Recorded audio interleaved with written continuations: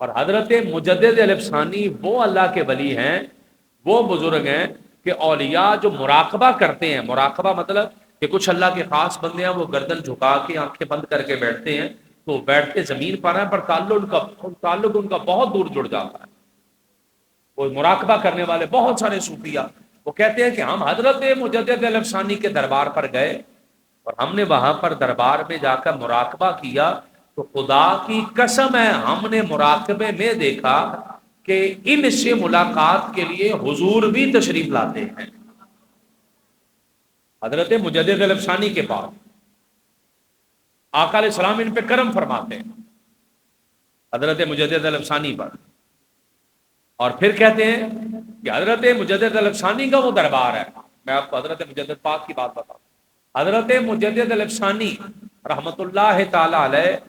آپ کی شان، آپ کا مقام، آپ کا مرتبہ یہ تھا اور ہے کہ صوفیاء کہتے ہیں کہ ہم نے جب مراقبہ کیا ان کے دربار پر تو ہم نے دیکھا کہ جو بندہ ان کے پاس فیض لینے کے لیے آتا حضرت مجدد الفسانی کے پاس، تو حضرت مجدد پاک وہ ہستی ہے کہ آپ ڈائریکٹ اس بندے کو کہتے ہیں کہ آؤ، جو بندہ فیض لینے آتا ہے اس کو ڈائریکٹ کہتے ہیں کہ آؤ تجھے مصطفیٰ کے مدینے لے جائیں،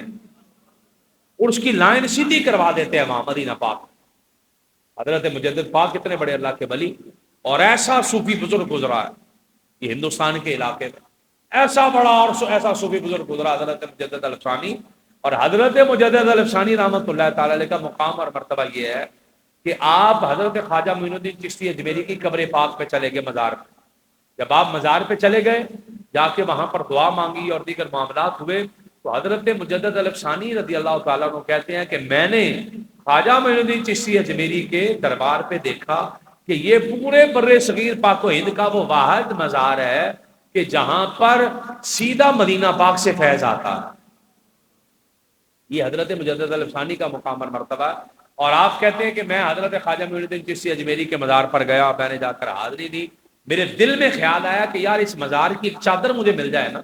تو کپڑے کا ٹکڑا جسے مزار صاف کرتے ہیں، یا کوئی ایسا کپڑے کا ٹکڑا مجھے مل جائے جس کو میں ساتھ لے کر جاؤں۔ تو کہتے ہیں میں باہر نکلنے لگا، مجھے دیا کسی نے نہیں، دروازے پہ آیا تو ایک ملنگ دوڑا دوڑا آیا، اس نے کہا مجدد الفسانی کون ہے؟ میں نے کہا میں ہوں۔ اس نے کہا یہ کپڑا آپ کے لیے حضرت خواجہ معین الدین چشتی نے خود بھیجا ہے۔